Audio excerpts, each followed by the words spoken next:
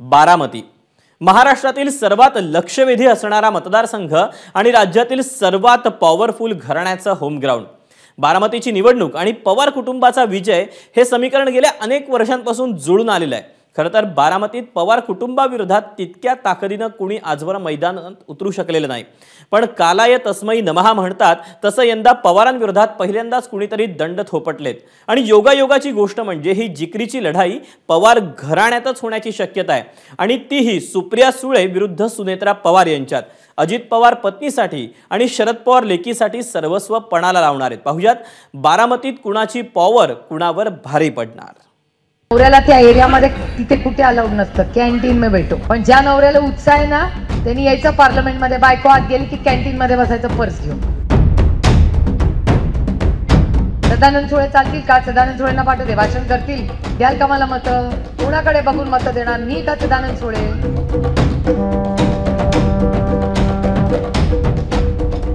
लोकसभेची निवडणूक जसजशी जवळ आली आहे तसतसा सुप्रिया सुळेंच्या टीकेचा रोख अधिकच प्रखर झालाय। सुप्रिया सुळेंनी अजित पवारांच्या पत्नी सुनेत्रा पवारांवर दाव न घेता खरमरीत टीका केली। कितीही सदानंद सुळेंनी उत्तम भाषण केलं तरी शेवटी पार्लमेंट मध्ये मला जाऊन बोलायचे, विषय मला तिथे जाऊन मांडायचे, आणि तिथे लढायचं पण मलाच आहे। आणि मी मत मागते, सदानंद सुळेला मत मागायला फिरवत नाही, गाववाडी वस्तीवर मी फिरते। अहो लोकप्रतिनिधी आहे मी, कॉपी करून पास नाही होणार। नवऱ्यानी पेपर भरायचा आणि मी पास व्हायचं? अरे सुप्रिया सुळे खुद करूंगी और खुद पास होगी, खुद के मान्य थे। नवऱ्याला त्या एरियामध्ये तिथे कुठे अलाउड नसतं, कॅन्टीन में भेटो। पार्लमेंट मध्ये नवरा जाणार आहे का मी जाणार आहे? नवऱ्यानी कॅन्टीन मध्ये बसायचं, माझा नवरा येत नाही, पण ज्या नवऱ्याला उत्साह आहे ना त्यांनी यायचं पार्लमेंट मध्ये, बायको आत गेली की कॅन्टीन मध्ये बसायचं पर्स घेऊन। चेष्टा नाही करत, सिरियस, मी चेष्टा करत नाही आहे। पार्लमेंट मध्ये नोटपॅड लागतो मॅडम, पर्स नाही लागतो। अजित पवारांनी बारामती लोकसभेसाठी सभांचा धडाका लावलाय, तर अजित पवारांच्या पत्नी सुनेत्रा पवारांची सार्वजनिक कार्यक्रमांमधली उपस्थितीही लक्षणीयरित्या वाढली आहे। उमेदवार कोण असेल हे लवकरच तुम्हाला काही दिवसात कळेल, परंतु जो कोणी उमेदवार असेल तो उमेदवार म्हणजे मी व्यापारी मेळाव्यात पण सांगितलं, तो उमेदवार हा अजित पवारच उमेदवार आहे समजून तुम्ही त्या ठिकाणी प्रत्येकाने ते काम केलं पाहिजे। कितीही सदानंद सुळेंनी उत्तम भाषण केलं तरी शेवटी पार्लमेंट मध्ये मला जाऊन बोलायचे, विषय मला तिथे जाऊन मांडायचे, आणि तिथे लढायचं पण मलाच आहे। आणि मी मत मागते, सदानंद सुळेला मत मागायला फिरवत नाही, गाववाडी वस्तीवर मी फिरते। अहो लोकप्रतिनिधी आहे मी, कॉपी करून पास नाही होणार। नवऱ्यानी पेपर भरायचा आणि मी पास व्हायचं? अरे सुप्रिया सुळे खुद करूंगी और खुद पास होगी, खुद के मान्य थे। सुनेत्रा पवारांनीही सभा घ्यायला सुरुवात केली। दौंडमधल्या सभेत त्यांनी आपल्या उमेदवारीबाबत सूचक वक्तव्य केलं। कालच्या इंदापूरच्या दौऱ्यात दादांनी आपल्याला सांगितलंच की दादांच्या विचाराचे खासदार सगळीकडे असतील तर बारामती सारखाच विकास ते करणार आहेत, त्याच्यामुळे तुम्ही समजून घ्यायचं ते समजा। आणि मला एवढंच या निमित्तानं म्हणायचंय की तुमचं प्रेम कायमच आमच्या पाठीशी आहे, हा सपोर्ट आम्हाला तुम्हाला सगळ्यांनाच हा विकासाचा रथ पुढे नेण्यास मदत करेल। बारामती लोकसभेची निवडणूक पवार घराण्यातच होणार हे जवळपास निश्चित आहे। बारामतीच्या पवार कुटुंबाचा पसारा भला मोठा आहे। गोविंदराव आणि शारदाबाई पवार यांना 7 मुलं आणि 4 मुली अशी 12 अपत्य होती। यातल्या अप्पासाहेब, अनंतराव, शरदचंद्र आणि प्रतापराव यांची पुढची पिढी पहा। अप्पासाहेब पवारांचे पुत्र राजेंद्र पवार आणि राजेंद्र पवारांचे पुत्र म्हणजेच कर्जत जामखेडचे आमदार रोहित पवार।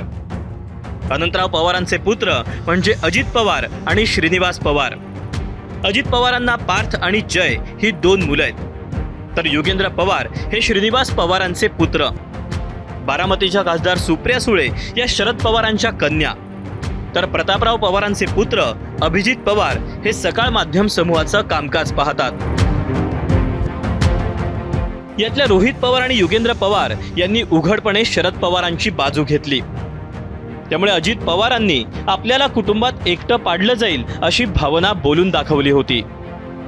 घरातले माझ्या विरोधात गेले तरी हे सगळे माझ्या बरोबर, आणि त्यामुळं मी काही त्याच्यामध्ये आपण त्यांना कुणाला विनंती करायची ते करू, प्रत्येकाला व्यक्ती स्वातंत्र्य आहे, प्रचार करायचं स्वातंत्र्य आहे, पण एवढं इतरांच्या करता करू, जीवाचं रान करून कसं एकटं पाडण्याचा प्रयत्न काही जण करतात ते बघा.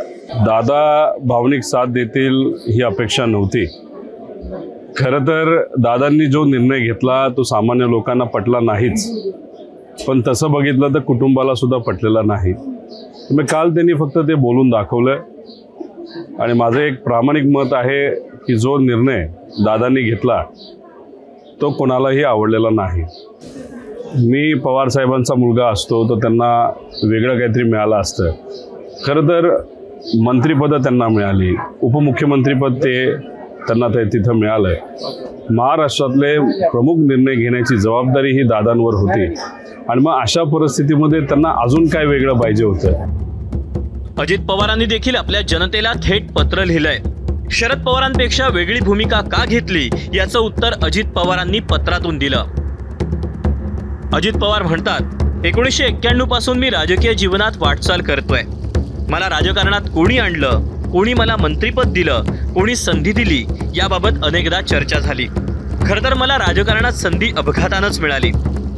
त्या काळी राज्यस्तरावर नेतृत्वासाठी एका युवकाची आवश्यकता होती, त्यामुळे कुटुंबीय म्हणून मला ती संधी मिळाली. संधी मिळाल्यानंतर त्या संधीचं सोनं करण्यासाठी मी रात्रीचा दिवस केला, कष्ट आणि परिश्रम घेतले. इतर सर्व जबाबदाऱ्यांकडे दुर्लक्ष करून समाजकारणासाठी स्वतःला वाहून घेतलं. 3 दशकाहून अधिक काळ हा प्रवास सुरू आहे. पहिल्या दिवसापासून राजकारण, समाजकारण हे करताना इतर कोणत्याही मुद्द्यापेक्षा विकासालाच सर्वाधिक प्राधान्य दिलं. आजही आणि भविष्यातही विकास हाच कायम माझा आणि माझ्या सर्व सहकाऱ्यांचा एककलमी कार्यक्रम असेल. काही काळ सत्ताधारी तर काही काळ विरोधक म्हणून दिवस पाहिले. सत्तेत असताना असलेल्या कामाचा वेग आणि विरोधक असताना रखडलेली कामं या दोन्हीचा अनुभव घेतला. जर लोकप्रतिनिधी म्हणून काम करायचं असेल तर त्याला सत्तेची जोड हवी. ही वस्तुस्थिती नाकारून चालत नाही. विचारधारा, ध्येयधोरणं यांच्याशी कोणतीही तडजोड न करता विकास कामं वेगानं मार्गी लागावीत याच उद्देशानं वेगळी भूमिका घेतली. यात कोणाचाही अवमान करणं, कोणाच्याही भावना दुखावणं, कोणालाही दगा देणं किंवा पाठीत खंजीर खुपसणं असा कोणताही उद्देश अजिबात नव्हता आणि कधीच नसेल. कायमच वडीलधाऱ्यांविषयी आदराची भावना, समवयस्कांना सोबत घेऊन जाणं आणि युवकांना विविध ठिकाणी संधी देण्याचंच काम माझ्याकडून झालं आहे. आजही मी फक्त भूमिका घेतली आहे. सत्ता असेल तर मतदारसंघासह राज्यातील सर्वच विकास कामं वेगानं मार्गी लागतील ही स्वच्छ भूमिका आहे. यात कोणाचा कसलाही अनादर करण्याचा अजिबात हेतू नव्हता आणि नसेल. या देशाचे पंतप्रधान नरेंद्र मोदी आणि गृहमंत्री अमित शहा यांच्या नेतृत्वाखाली जो विकास होतो आहे तो मला महत्त्वाचा वाटला. कणखर नेतृत्व आणि योग्य निर्णय प्रक्रिया हे त्यांचे गुण मला भावले. माझी आणि त्यांची कार्यप्रणाली मिळती जुळतीये. कामावर आमचं जास्त प्रेम आहे आणि त्यांच्या समवेत माझ्यातील विकासाच्या ज्या योजना आहेत त्या अधिक प्रभावीपणे प्रत्यक्षात उतरवणं शक्य होईल असं मला वाटल्यानं मी त्यांच्यासोबत जाण्याचा निर्णय घेतला. आपण फक्त विकासासाठीच भाजपसोबत गेलो असल्याचं अजित पवारांनी सांगितलं, पण फडणवीसांनी मात्र अजित पवारांसोबतची युती ही स्ट्रॅटेजी असल्याचं म्हटलंय.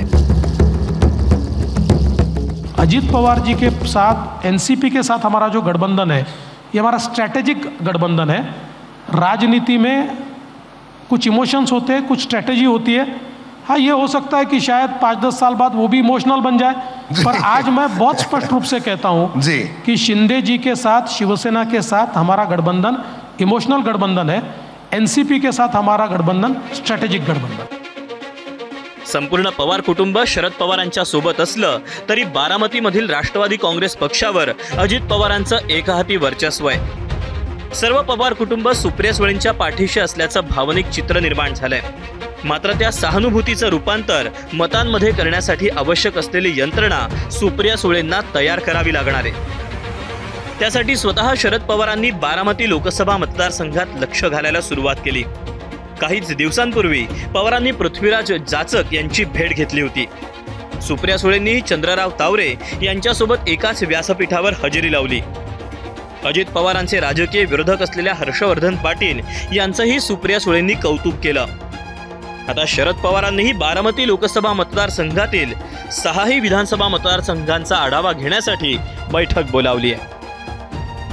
बारामती लोकसभा मतदारसंघाच्या अंतर्गत येणाऱ्या 6 विधानसभा मतदारसंघांचा स्वतः मंगळवारी आढावा घ्यायचं शरद पवारांनी ठरवलंय. कारण संपूर्ण कुटुंब जरी सुप्रिया सुळेंच्या पाठीशी असलं तरी निवडणुकीसाठी लागणारी यंत्रणा नव्याने उभी करण्याची गरज शरद पवारांसमोर उभी ठाकली आहे.